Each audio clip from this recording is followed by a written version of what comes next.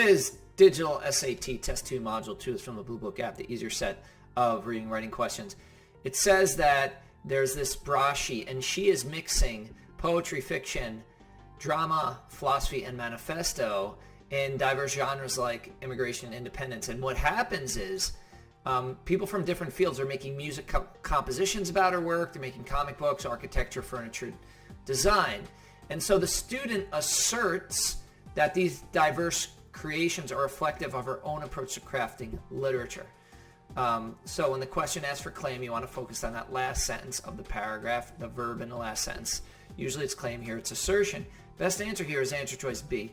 Braschi's eagerness to push boundaries and blend genres within literature invites us to consider how other art forms might engage with literature, because it shows her diversity and it shows other art forms. That's the creations the last sentence talks about.